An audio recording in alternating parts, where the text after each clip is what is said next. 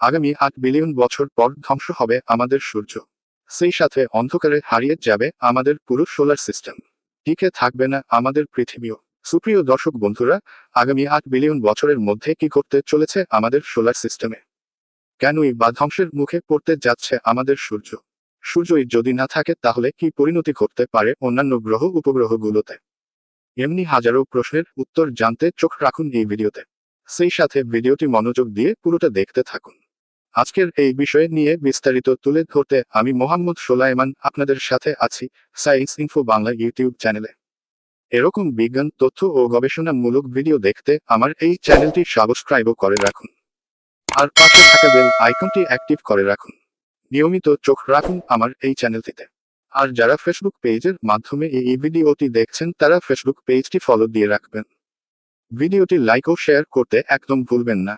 তো চলুন শুরু করা যাক আজকের এপিসোড। কথায় আছে, যার শুরু আছে তার শেষও আছে। যা সৃষ্টি হয়েছে তা বিনাশ হয়ে যাবে কোনো একদিন। এটাই চিরন্তন সত্য, এতে কোনো সন্দেহ নেই। আমাদের এই মহাবিশ্বে প্রতিনিয়ত কোনো না কোনো বস্তুর জন্ম হচ্ছে, আবার কোনো না কোনো বস্তু ধ্বংস হয়ে হারিয়ে যাচ্ছে মহাশূন্যে। ঠিক আমাদের সোলার সিস্টেমে সূর্য জন্ম নিয়েছিল আজ থেকে 4.6 বিলিয়ন বছর আগে।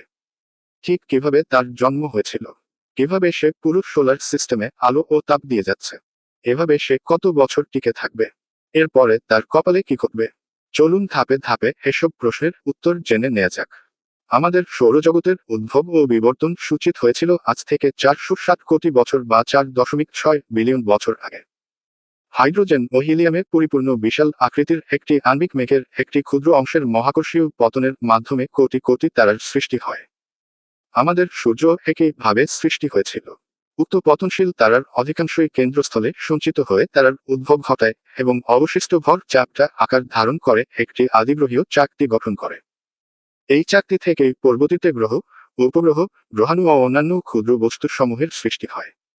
সূর্য আসলে একটি হাইড্রোজেন গ্যাসের কুণ্ডলী, যা কিনা কেন্দ্রভাগে নিউক্লি সংযোজন বিক্রিয়ার মাধ্যমে অর্থাৎ ফিউশন বিক্রিয়ার মাধ্যমে অবিরাম হাইড্রোজেন পুড়িয়ে হিলিয়াম উৎপন্ন করে।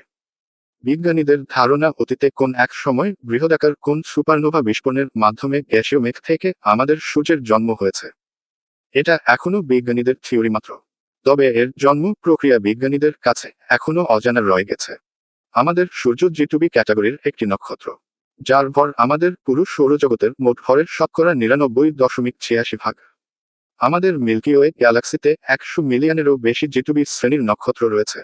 সূর্য অনেকটা গোলাকৃতির, কিন্তু এর উত্তর ও দক্ষিণ মেরু কমলালেবুর মতো একটু চাপা।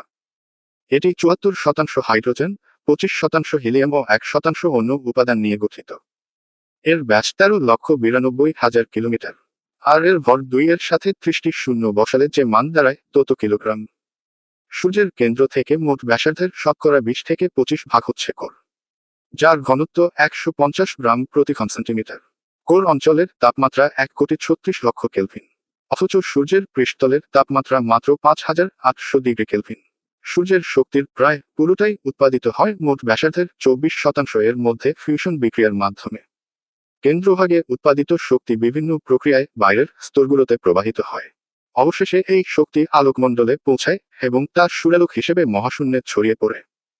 ফিউশন বিক্রিয়ার মাধ্যমে যেহেতু সূর্য 4টি হাইড্রোজেন মিলে একটি হিলিয়াম তৈরি করে, সেহেতু প্রতি সেকেন্ডে প্রায় 6 এর সাথে 11টি শূন্য বসালে যে মান দাঁড়ায় তত কিলোগ্রাম আলফা কণা তথা হিলিয়ামে রূপান্তরিত করে। যখন বিক্রিয়ার হার বেড়ে যায় তখন এর কেন্দ্রভাগ উত্তপ্ত হয়ে সম্প্রসারিত হতে শুরু করে। এতে গ্যাসের ঘনত্ব কমে যায়, বিক্রিয়ার হারও কমে যায়। আবার বিক্রিয়ার হার স্বাভাবিকের চেয়ে কমে গেলে কেন্দ্রভাগ সংকুচিত হয়ে গ্যাসের ঘনত্ব বাড়িয়ে দেয়। ফলে বিক্রিয়ার হার আবারও বেড়ে যায়। এভাবেই চলতে থাকে সূর্যের কার্যকলাপ। প্রশ্ন হচ্ছে, সূর্যের ধ্বংসটা আসলে কখন ঘটবে? গ্রহ উপগ্রহগুলোর কি পরিণতি হবে? আমরা যেহেতু এটা জেনেছি যে সূর্য তার অভ্যন্তরীণ হাইড্রোজেন অনবরত পুড়িয়ে যাচ্ছে, সেহেতু একদিন না একদিন তার সমস্ত জ্বালানি নিঃশেষ হয়ে যাবে, এটাই স্বাভাবিক। বিজ্ঞানীদের হিসাব মতে সূর্য তার সমস্ত জ্বালানি পুড়িয়ে শেষ করতে সময় নেবে প্রায় 800 কোটি বছর।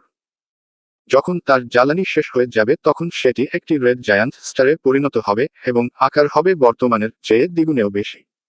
ফলে বুধ ও শুক্র গ্রহ উত্তাপে গলে ধ্বংসের মুখে পতিত হবে। এমনকি পৃথিবীর ভাগ্যেও এমন পরিণতি ঘটতে পারে বলে অনেক বিজ্ঞানীরা অভিমত দিয়েছেন। তখন পৃথিবীতে কোনো প্রাণের অস্তিত্বই থাকবে না। তারও বহু আগে বিলীন হয়ে যেতে পারে। এরপর ঘটতে পারে সেই কাঙ্ক্ষিত সুপারনোভা বিস্ফোরণ। এই সুপারনোভা বিস্ফোরণের আগে রেড জায়ান্ট ধীরে ধীরে পরিণত হবে হোয়াইট ড্রপ স্টারে। সূর্য যতই জ্বালানি নিঃশেষ করতে থাকবে ততই সে তার তাপমাত্রা হারাবে। সেই সাথে দুর্বল হয়ে পড়বে মাধ্যাকর্ষণ শক্তি। যে মাধ্যাকর্ষণ শক্তির প্রভাবে গ্রহগুলো সূর্যকে প্রদক্ষিণ করছে, সেই শক্তি যখন দুর্বল হয়ে পড়বে তখন পৃথিবীর পরে অন্যান্য গ্রহগুলো হয় সোলার সিস্টেম থেকে ছিটকে বেরিয়ে মহাশূন্যে হারিয়ে যাবে, নতুবা ঘুরতে ঘুরতে আছড়ে পড়বে সূর্যের উপর, বিলীন হয়ে যাবে সূর্যের ভেতরে। এভাবেই ঘটতে পারে একটি সোলার সিস্টেমের ভয়ঙ্কর মৃত্যু। সুপ্রিয় দর্শক বন্ধুরা, ভিডিও এপিসোডটি আপনাদের কেমন লেগেছে জানি না। চেষ্টা করেছি অতি সংক্ষেপে বিষয়টি তুলে ধরার জন্য। ভুল ত্রুটি বা মিস্টেক থাকলে কমেন্ট করে জানাবেন। সংশোধন করে সামনে আরও তথ্যবহুল করে আপনাদের সামনে উপস্থাপন করার চেষ্টা করব ইনশাআল্লাহ।